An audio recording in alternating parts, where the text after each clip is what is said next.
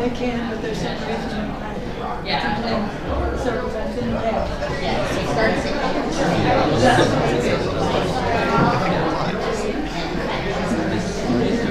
I think in the next 4 minutes I'm going to go confirm that we are in fact live.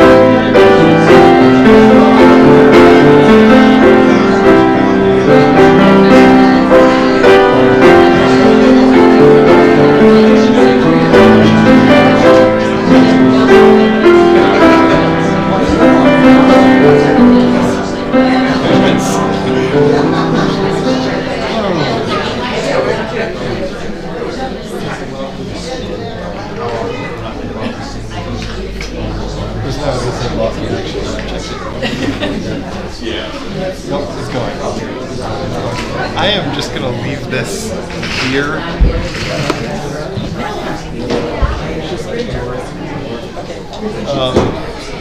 But just in case it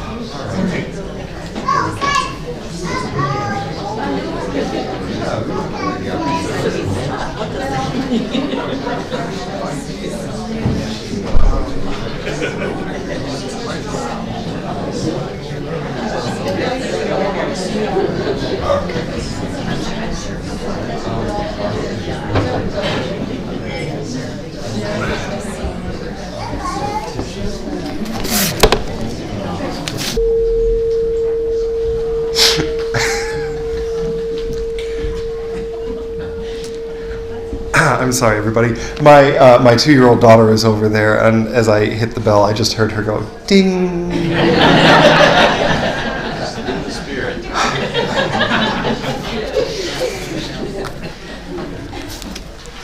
Our opening hymn.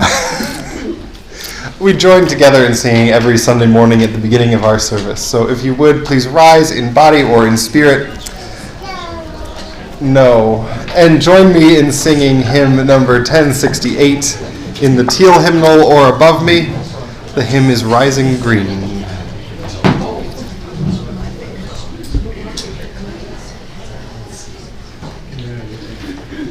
Short intro.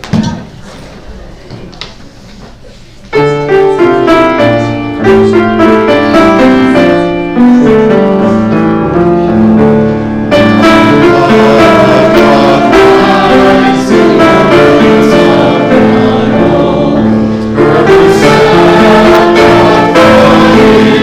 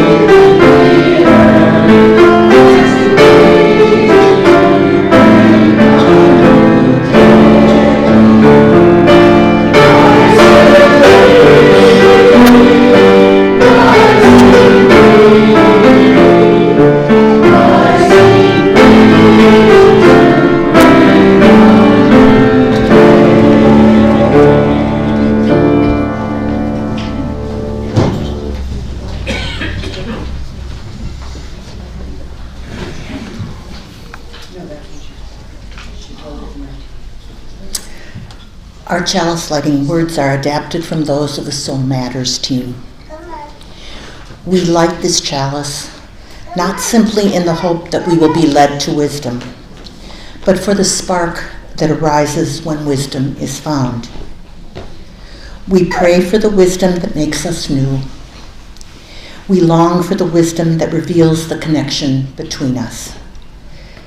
We hunger for the wisdom that heals our hearts. May the light we now kindle and the worship we now share lead us to those wiser ways.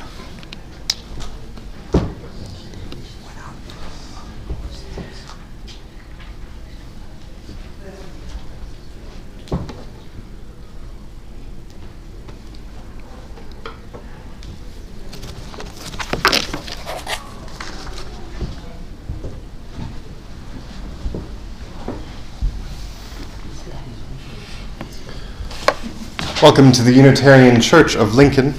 My name is the Reverend Oscar Sinclair. I'm joined on the chancel this morning by our worship associate, Becky Sate. The Unitarian Church of Lincoln aspires to be a loving community, uniting reason with spiritual exploration to transform ourselves and our world. That is a big vision that we have here. We know that creating a loving community begins with the welcome that we extend. So whether this is your first time here, or your 500th, whether you come here hopeful or heartbroken, whatever your age, gender, skin color, whomever you love, know that you are welcome today and in all days in this place. We are about the work of transformation here. And so if the occasion arises in your life to share what has brought you here, what part of this place is transformative, please do so out in the world, because we want the world to know what we are about. As we enter into our worship this morning, take a moment to center yourself in this place. Find a comfortable place in your chair, in your body. Take a few deep breaths, and let us begin with music.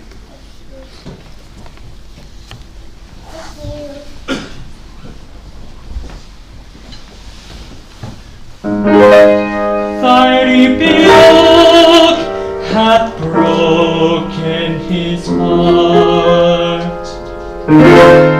He is full of heaviness. He is full of heaviness. Thy rebuke hath broken his heart.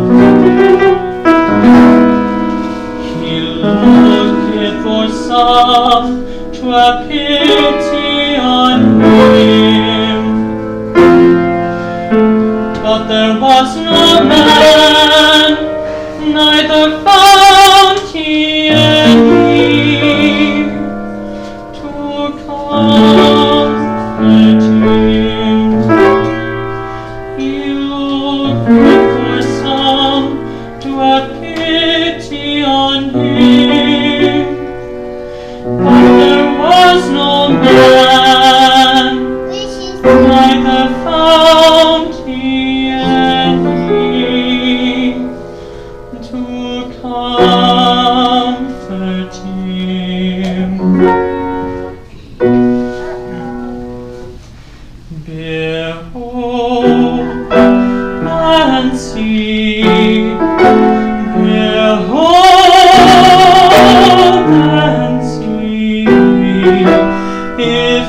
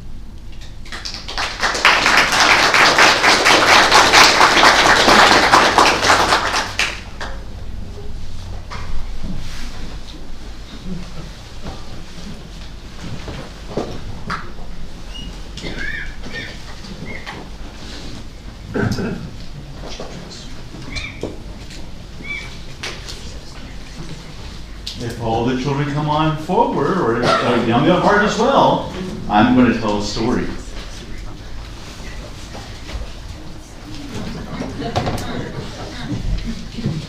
Come on up. Don't be shy. All right. Math Curse by John Zekat Puslane Smith. On Monday in math class, Mrs. Fibonacci says, you know, you can think of almost everything as a math problem. On Tuesday, I start having problems. Oh, I wake up at 7:15. It takes me 10 minutes to get dressed, 15 minutes to eat my breakfast, and 1 minute to brush my teeth. Suddenly, it's a problem. If my bus leaves at 8, will I make it on time? How many minutes in 1 hour? How many teeth in one mouth? I look in my closet and the problems get worse. I have 1 shirt, white shirt, 3 blue shirts, 3 striped shirts, and that 1 ugly plaid shirt my Uncle Zeno sent me. How many shirts is that altogether? How many shirts would I have if I threw away that awful plaid shirt? When will Uncle Zeno quit sending me ugly shirts? I'm getting a little worried. Everything seems to be a problem. I take the milk out of my cereal and wonder, how many quarts in a gallon? How many pints in a quart? How many inches in a foot? How many feet in a yard? How many yards in the neighborhood? How many inches in a pint? How many feet in my shoes? Mrs. Fibonacci was obviously putting a math curse on me. Everything I look at or think about has become a math problem. I try to get on the bus without thinking about anything. But there are 5 kids already on the bus. 5 kids get on my stop. 5 more get on the next stop. And 5 more get on the last stop. True or false? What is the bus driver's name? The whole morning is one problem after another. There are 24 kids in my class. I just know someone is going to bring in cupcakes to share. We sit in 4 rows with 6 sets in each row. What if Miss Fibonacci rearranges the desk to make 6 rows? 8 rows, 3 rows, 2 rows. I'm about to really lose it when the lunch bell rings. Unfortunately for me, lunch is pizza and apple pie. Each pizza is cut into 8 equal slices. Each pie is cut into 6 equal slices. And you know what that means? Fractions. If I want 2 pieces of pizza, should I ask for A, 1/8, B, 2/8, C, 2 slices of pizza? What is another way to say half an apple pie?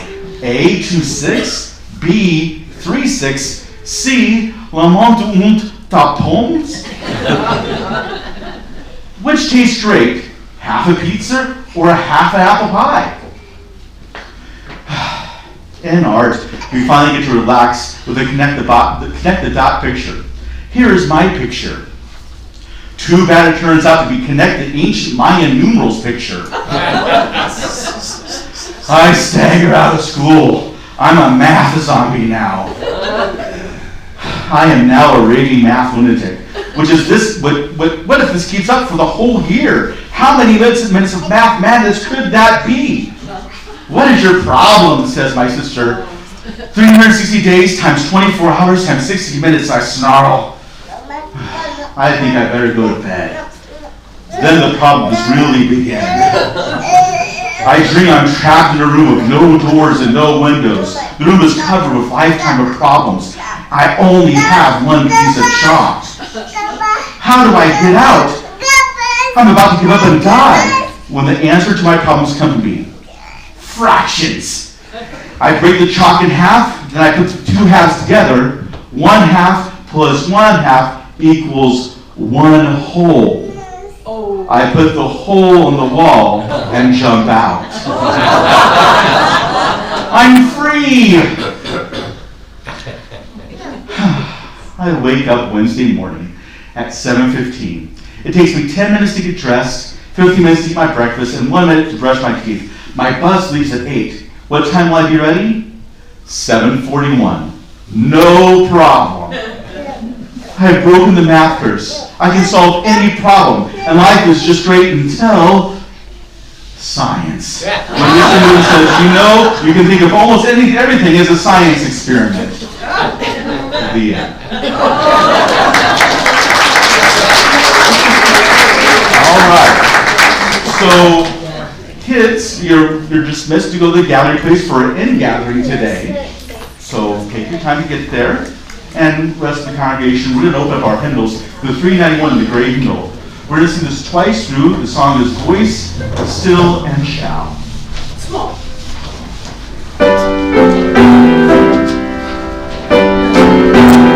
Rise in body or in spirit.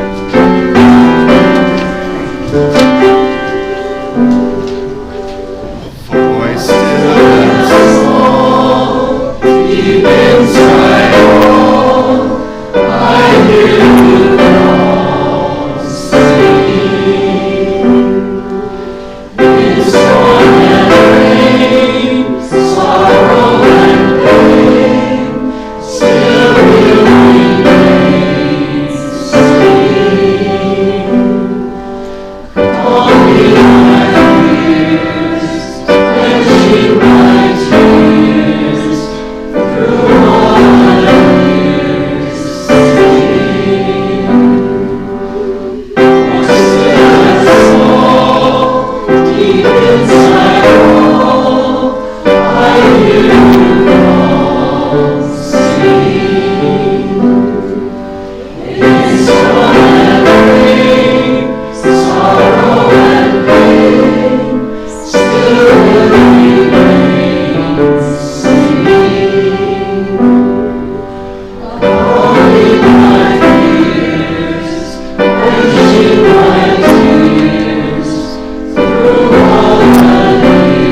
tears, through all the years,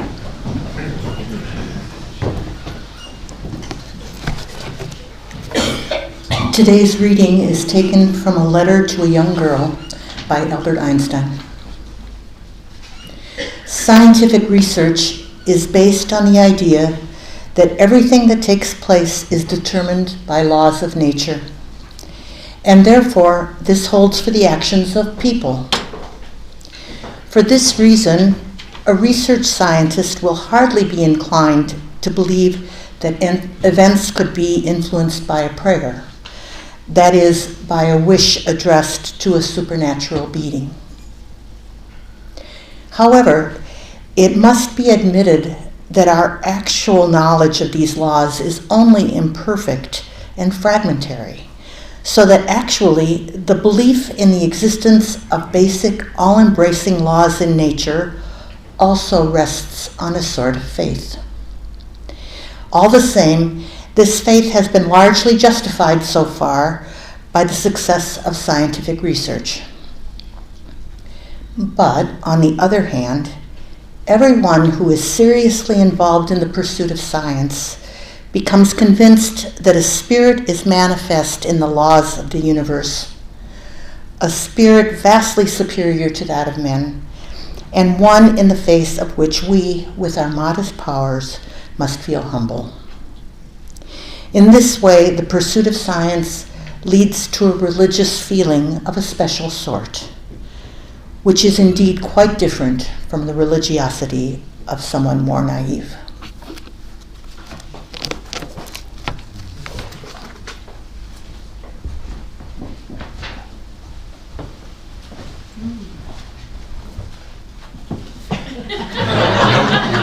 You're right.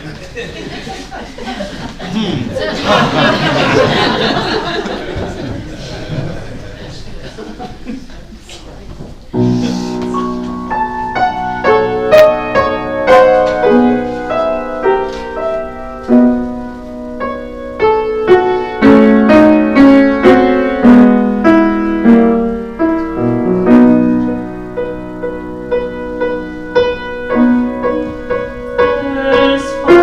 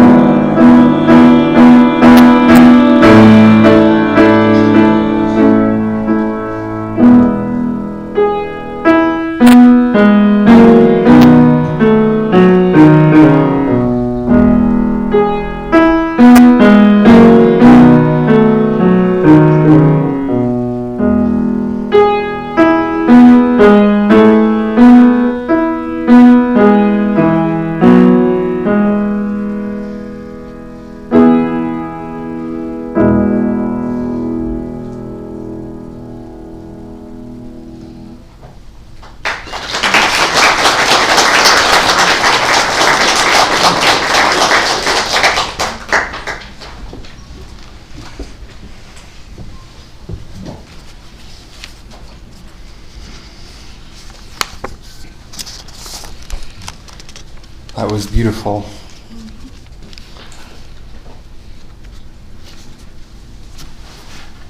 It is occasionally true in leading worship that you run into a transition in the service that there is no way to make gracefully. So, in 1854, there was an outbreak of cholera in London, in the Soho district.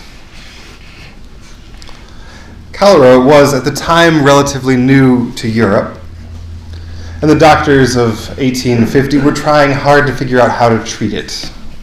Not treat it individually, that's pretty simple, lots of fluids and supportive care, but how to treat the community afflicted, how to cut down the transmission rate and halt the epidemic. And at the time, there were two primary competing theories about how cholera and other diseases spread. The one that was believed by most doctors was that decaying organic matter, like the sewers in London, let off miasma, Greek for pollution, that caused infections ranging from cholera to the plague, as it spread mostly at night. And if you think about it, this theory makes intuitive sense. It identified outbreaks in a particular neighborhood as related to each other, and thorough cleaning was thought to cut down on outbreaks because it cut down on these noxious fumes coming out of decaying organic matter. But by the time of the 1854 outbreak in London, the germ theory of disease had come into some fashion.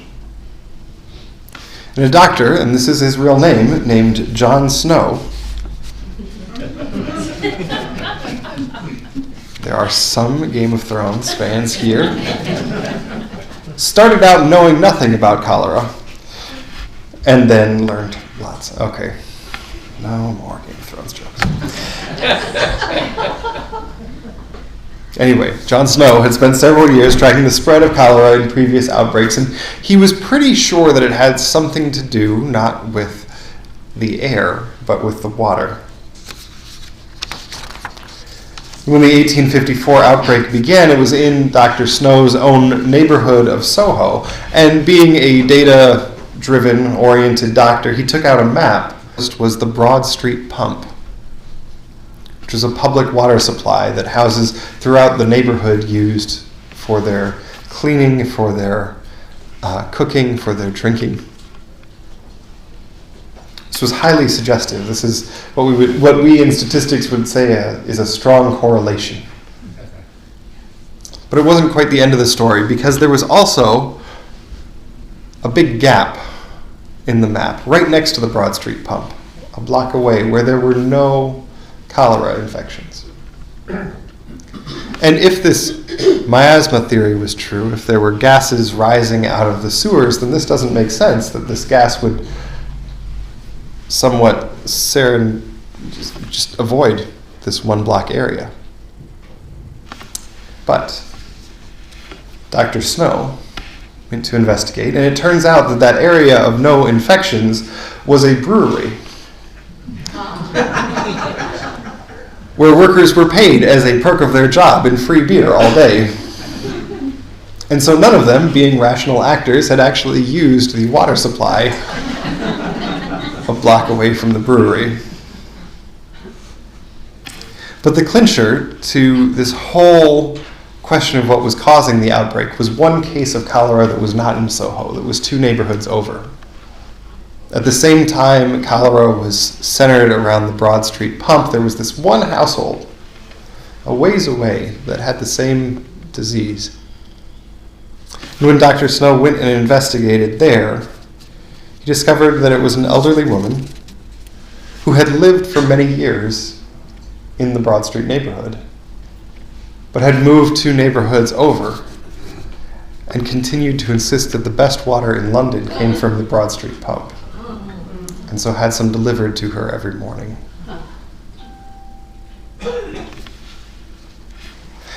Snow presented his findings to the authorities, who went to the Broad Street Pump and broke the handle off of it. 2 days later, the cholera outbreak in London had almost ended.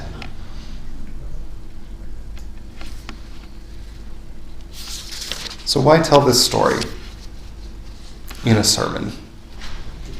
Cholera does not make for a great sermon beginning. But Snow's research and response during the Broad Street cholera epidemic is a founding moment in epidemiology.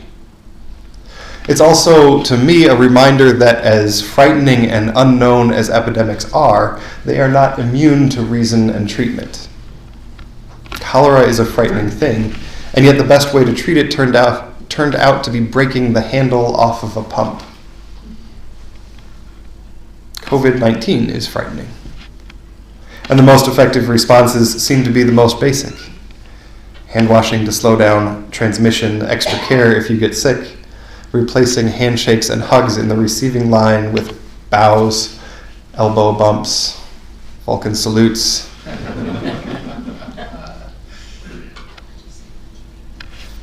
But the other reason to talk about this in a sermon is that the Broad Street pump is one of the clearest examples of the wisdom of data. We're talking about wisdom all of this month, where it comes from, how we get it, how we pay attention to wisdom all around us. Last week we talked about the wisdom of story, how one single story can contain multitudes of interpretations, meanings, and questions. This week we back up a little bit. Data is nothing other than compiled stories. Story after story, passing on their collective wisdom.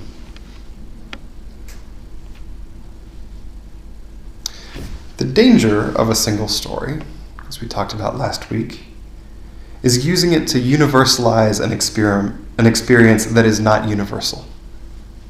To take a story that says something important about a particular people, place, and time, like, say, Thornton Wilder's Our Town, and extrapolate it into meaning and lessons for every person, every place, and every time.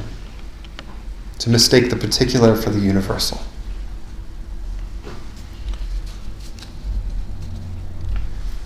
Data are nothing more than stories. In fact, if there's a danger in data equivalent to the danger of a single story, it is in forgetting this one basic fact. Each data set is made up of real people, real stories. So every dot on Dr. Snow's map was its own story, not just a dot in a data set. Every dot on that map was its own tragedy. And so when we talk about data, we talk about all the things that it can teach us, but that is the one thing that we have to hold in mind. That it is always, always made up of stories. And this is important, especially as we think about the relationship between data, the wisdom of data, and the life of the church, the religious life. Because data never replaces the relational work that is central to the work of the church. The moments of listening to each other's stories and telling our own stories. Our first principle does not say every data set and metric has inherent worth and dignity. It says each individual person has inherent worth and dignity. And there is wisdom to be found in zooming out just a little bit to talk about the wisdom that numbers can bring us. Everything is indeed a math problem, even church. Here's an example from the life of this congregation. About a year ago, we started looking at our attendance data for the last 50 years, since 1961. At the time, we had 200 chairs in this room, and the literature on church size says that churches are at capacity when your weekly attendance is 80% of the number of chairs that you have. That would be 160 if you're doing the math in your head. Since 1961, when this building was built, the average Sunday morning attendance every year was reported between 150 and 170. Almost exactly 80%. So throughout the summer and the fall of 2019, we talked as a community about how that might mean that we are at capacity. That one of the reasons that those numbers have been so stable for so long is that there isn't room for another 30 people on Sunday morning. And so on January 12th of this year, we moved to 2 services on Sunday morning and took 50 chairs out of the sanctuary.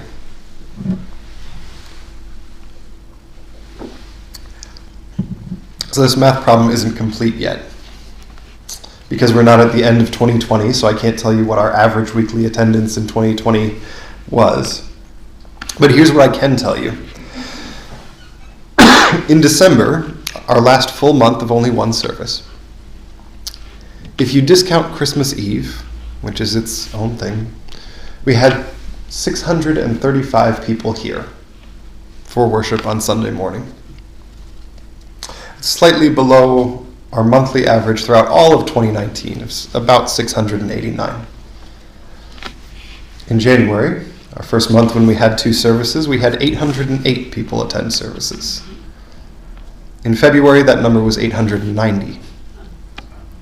In the last 2 months, our monthly RE attendance was 120 and 128, compared to an average of 78 in 2019.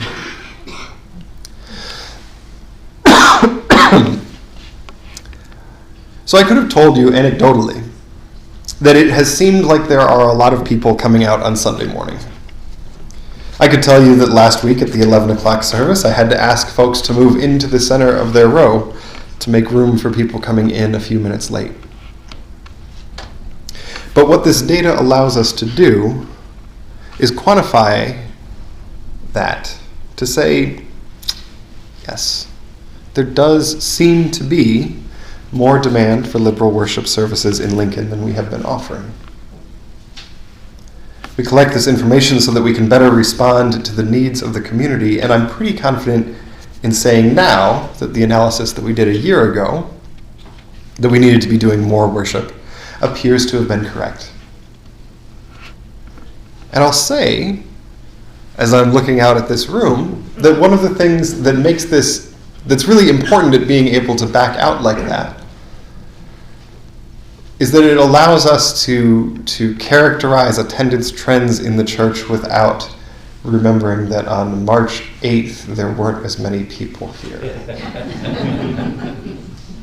Because anecdotally, I could guess. I could say it's daylight savings time today. It's an ingathering for RE. It is beautiful outside, and people generally like to go to the park instead of going to church. I can't blame them for that. And the state of Nebraska has its first COVID-19 case. Could be any of those things. And as we collect data moving forward, we'll hopefully get a better sense of what those things are. If next week everything has stayed the same except it's 40 degrees and raining and there are 250 people here, we will know that I cannot compete with a sunny day.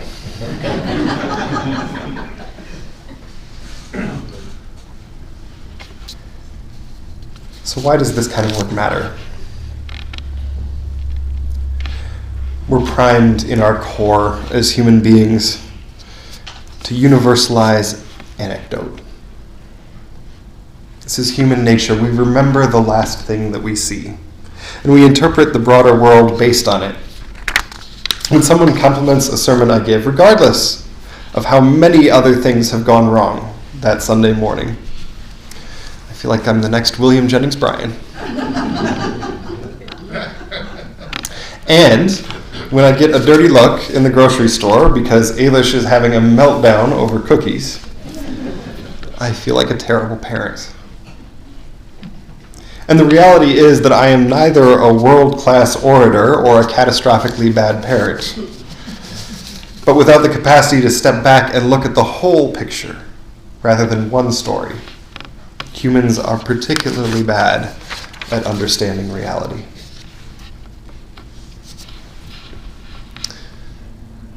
We are also, as human beings, primed to respond to novel stimuli, unusual things in our lives, dangers and opportunities that are outside of our everyday experience, take over big parts of our inner monologue. So far, across the entire world, from China to Italy to the US, 3,500 people have died of COVID-19. That is a high number. In 2012, which is the last year that information is publicly available, across the whole world, motor vehicle accidents caused 1.25 million deaths. The relative risk of those two things is exponentially different. You took a greater risk getting into your car to come here on Sunday morning than you do of getting a virus while you're here. And I'm guessing that few people here worried about getting into a car. But taking the same phenomenon and making it positive, lottery tickets and retirement accounts, investing $100 in municipal bonds makes more sense and is done much more often than winning $100 through the lottery. And yet, how much time and effort goes into imagining what would happen if we won the lottery? How much time and effort have I spent thinking, what would happen if I invested in municipal bonds? Very little. So it's fair to ask about this point that, Oscar, I understand that this is a moderately entertaining TED Talk, but how does this relate to Unitarian Universalism? What is the religious component of data analysis? I have waited since I was in graduate school to ask, what is the religious component of data analysis? Unitarian Universalism claims 6 sources for our faith. They are incorporated in the bylaws of our association. In reality, there are as many sources of inspiration as there are people in our congregation, but as a movement, we identify these 6 that are central to our history and our current expression. The 5th source is humanist teachings, which counsel us to heed the guidance of reason and the results of science, and warn us against idolatries of the mind and spirit. We had a service about this over the summer. Charlie Ahern was at the 9 a.m. service, but if you find him next week, I'm sure he'll be happy to talk about it. But in reading over this, every time I read through it, I get stuck on the word idolatry. Because we are a tradition of heretics, if such a thing is possible. In every single generation, as far back as I can go, theological opponents of Unitarians and Universalists have used that particular word to describe us, to throw it down in condemnation, idolatry. It's a word that conjures up biblical images of golden calves and overturned tables in the temple. Fundamentally, though, idolatry is about mistaking things of little importance with that of ultimate meaning. It is getting distracted, taking our eye off the ball and missing the most important part of life because something shiny was right over there. Idolatry is about giving value and meaning to something that does not need it. It is getting distracted. And so we might think about the idolatries of mind and spirit that the use of reason counsels us against as novel stimuli.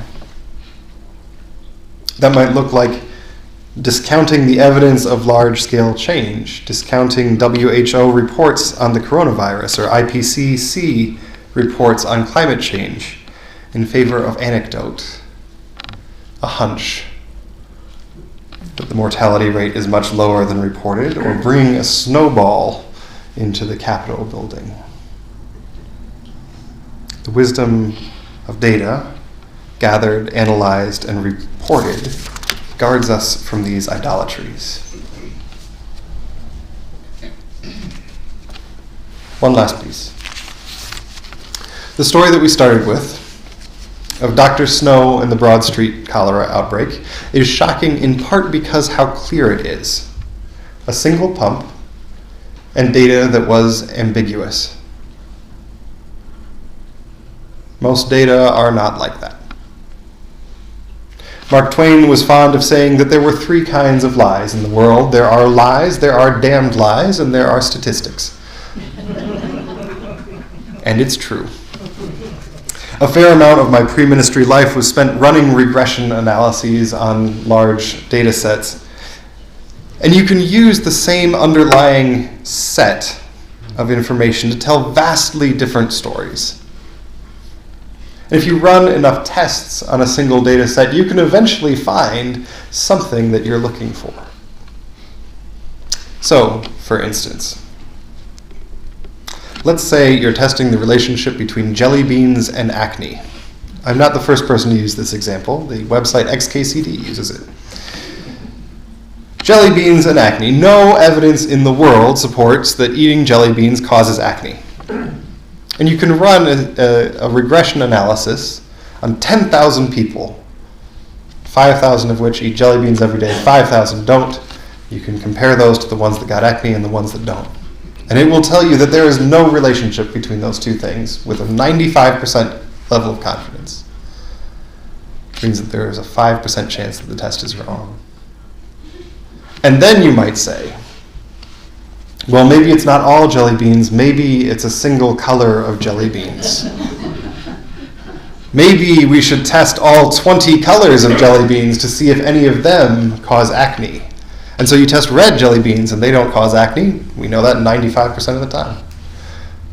Orange jelly beans don't cause acne with a 95% confidence interval.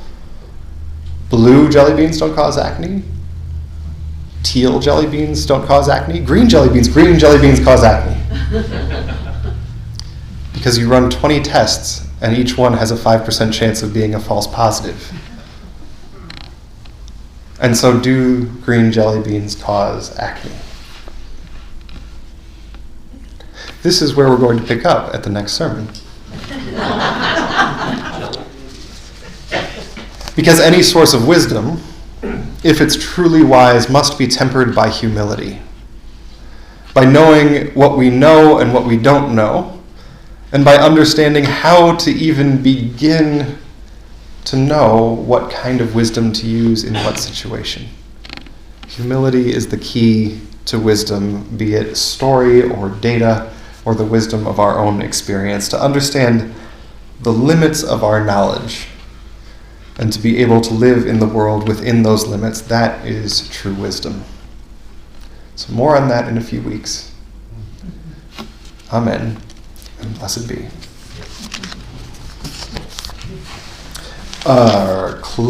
No, it's not our closing hymn.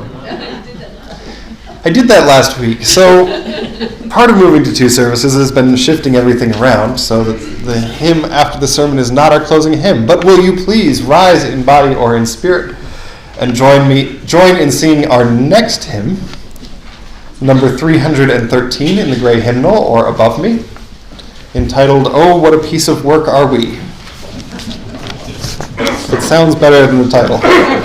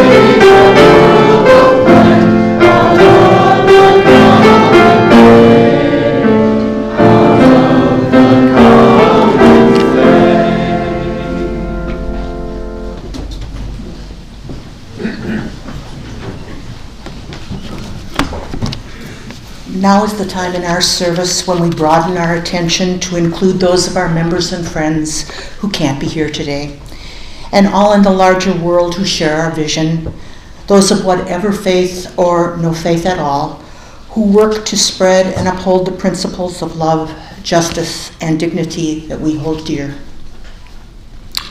In this community, we have a tradition of sharing the joys and sorrows of our lives with one another. We do this in recognition of every person's value and the truth of each individual's story. We share our pain and our gladness during worship because we know that a loving community is a sacred space. Our practice is to invite any of us to light a candle in this chalice before the service, for sadness, for joy, sometimes for a little of both. We honor the candles that are lit there today. We also invite members and friends to write in this book, which we keep on the altar in the gallery. Today, there are no sorrows written in the book. So now, please share aloud your name or the name of anyone you wish us to hold in sadness or compassion. Jim. Oleander. Don Patriot.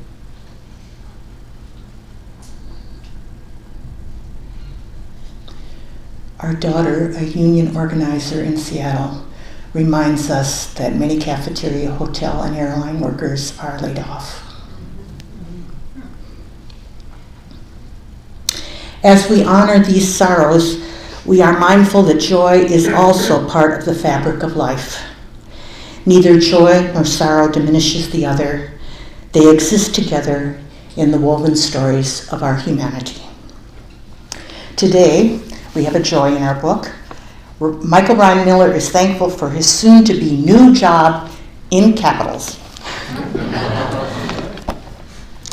Now please speak into this loving space your name or the name of any you wish to lift up in joy or celebration. Matt. My miniature iris are blooming. Stan's birthday. Zen and her husband had their baby.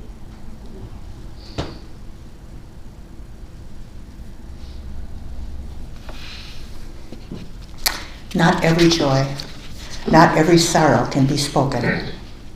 Some are waiting their time. Some are too painful. Some must be held in privacy in the sacred space within our own hearts. Shared or unshared, spoken or silent, we honor each joy and each sorrow that you bring. Let us hold these pieces of our stories in shared silence for a moment as we experience the warmth of this community.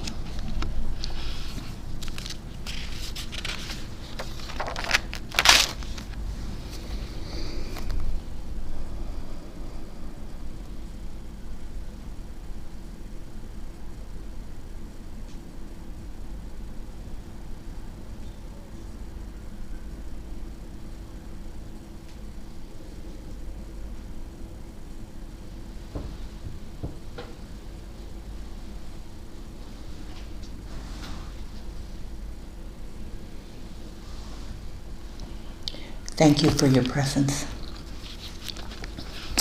Again, my name is Becky Sate, and now I am speaking on behalf of the Green Sanctuary Committee, since our chair, Marge Willicke, cannot be with us today. The names of the members of the committee should be up on the screen now. We continue to monitor and offer annual reports of our church's energy use and the effects of our green remodeling efforts. In addition, and more importantly, we are committed to encouraging urgent action on the climate crisis. Our members are active in both local and national initiatives and keep the congregation informed about issues that need our support. In the gallery today, we have 2 Nebraska Conservation Voters petitions that we ask you to sign. One asks Lincoln to set a 100% clean energy goal, and the other urges our state senators to pass LB 283, a bill that calls for UNL to develop a state climate action plan. In addition, we encourage you to pick up a handout we have prepared listing possible advocacy and personal actions, as well as many upcoming events in the next month and a half. We ask each of us to commit to following through on one or more additional responses to this crisis. Now I will highlight several upcoming possibilities for action. Our committee is sponsoring The House Explodes, a concert for the climate crisis, on Sunday, April 5th at 7 p.m. here at our church. We have 10 local co-sponsors, and we hope to pack this room. Lincoln is currently developing a resiliency and climate action plan. A draft will be available for public comment in April. Please respond and then support any actions the mayor announces. I've already mentioned LB 283, which calls for UNL to develop a state climate action plan. It was advanced from the executive committee, which it wasn't last year, and Senator McAllister has named it as his priority bill, so it will come up for debate. Contact your state senator and voice your support for this bill. LR 294, a resolution that recognizes the human-caused climate and ecological crisis, was introduced by Prairie Hill students, with many others testifying. We are asked to contact members of the Natural Resources Committee and urge them to advance this resolution for full Senate consideration. The LES board is in discussions to establish a net zero carbon goal in May 2020. Please write the board thanking them for their work on establishing this goal. So there are lots of things happening, and we have to be supporting them. Okay. In addition, there are several climate bills in the U.S. Congress that need our support. So we ask you to consider joining our committee and to pick up our handout for more information. And now I want to end with a quote I love by Kathleen Dean Moore. In response to her reminder that rivers can change their course when they encounter enough obstacles, Moore says, here's the point. I don't have to stop the river. I don't have to lie awake at night in despair at the power of economic and political forces rushing hell-bent toward runaway climate change. I don't have to ask my grandchildren to struggle to adapt to a world so much less than this one. My work and the work of every person who loves this world, this one, is to make one deflection in complacency, one obstruction to profits, one blockage to business as usual, then another, and another, to change the energy of the flood. So we find our stone, and we chuck it in, and then we find another. This is the work of courageous, relentless citizenship, pushing, require, demanding that our elected government protect the commons, the atmosphere, the stable climate, the fresh water, the fertile soil, the great biodiversity of life, and this most important shared value, the future. Thank you. And now my other hat is on. Each week we take up a collection to support the programming of this church and our partners in the broader community. In giving these gifts, we recognize that we are each a part of our interconnected whole, that we benefit from the congregation's place in our lives in both ways, seen and unseen. May the ushers come forward as we now joyfully receive and give our offering.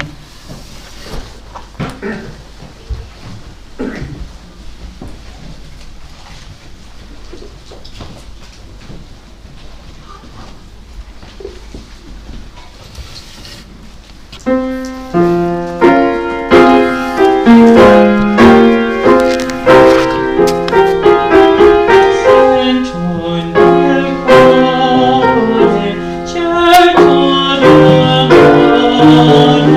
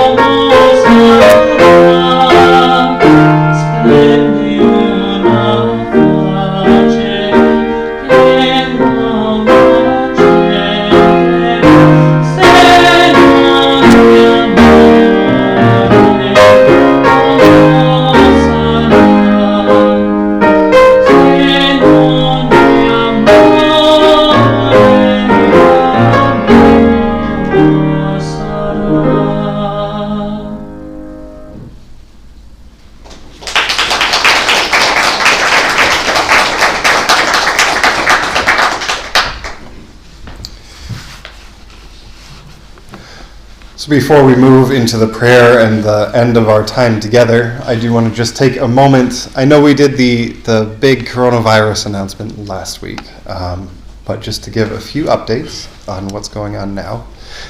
You'll notice this camera has been running the whole time, and there's a microphone here. We're rolling out our capacity to live stream the whole service, not just the sermon on Sunday morning. This is really important because for both coronavirus, but also for the flu, it's really important that if you're feeling ill, please stay home. We will have this available. It's on our website. You'll be able to see everything that's going on here. The other brief update, I guess this is a point of personal privilege. Since chemo a couple years ago, I do not have the most robust immune system. So now that there's been a confirmed case of coronavirus in Nebraska, I'm going to ask that we not shake hands or hug in the receiving line. I have no particular interest in being the transmission vector at the Unitarian Church of Lincoln. I hope you will all understand that.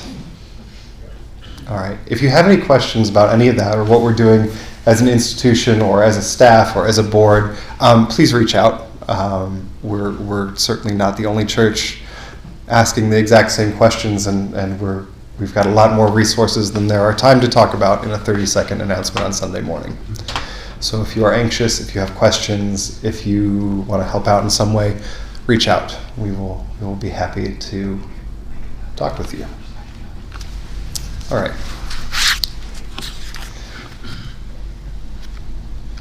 Will you join me in a moment of prayer or meditation? These are words of Victoria Safford.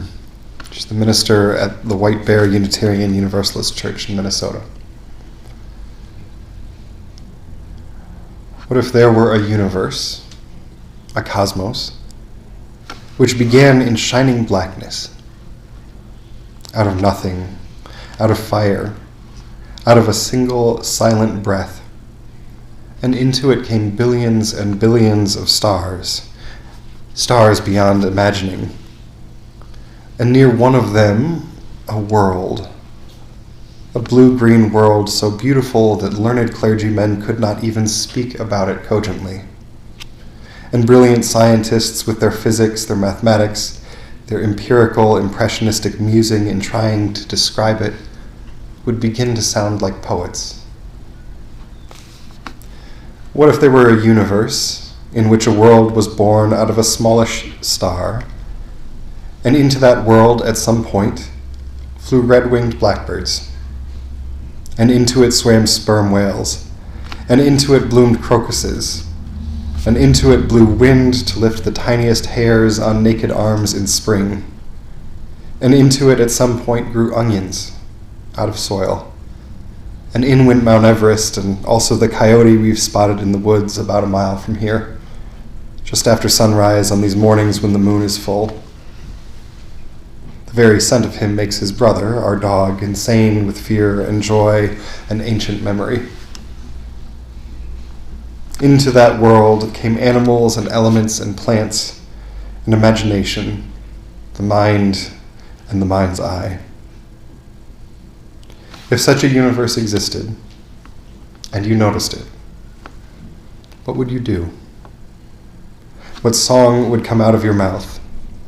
What prayer, what praises, what sacred offering, what whirling dance, what religion and what reverential gesture would you make to greet that world every single day you were in it?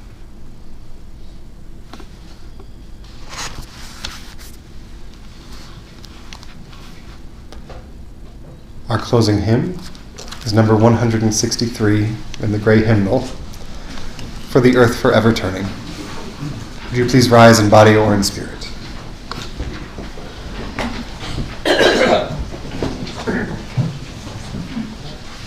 Thank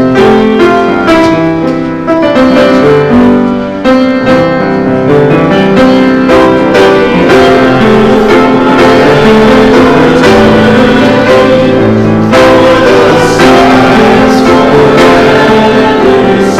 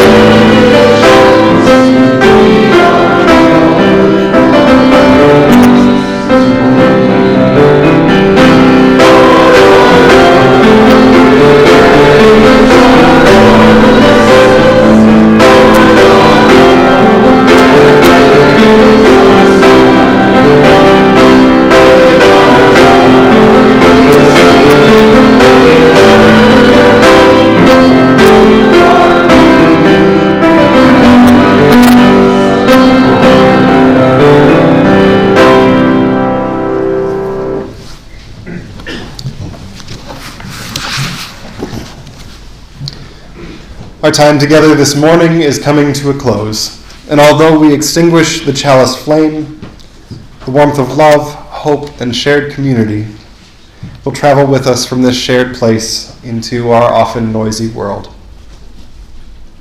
We hold this warmth close, trusting that compassion and justice will walk with us into our daily lives and show us back to this place, this haven of possibility and hope. Go in peace, and amen.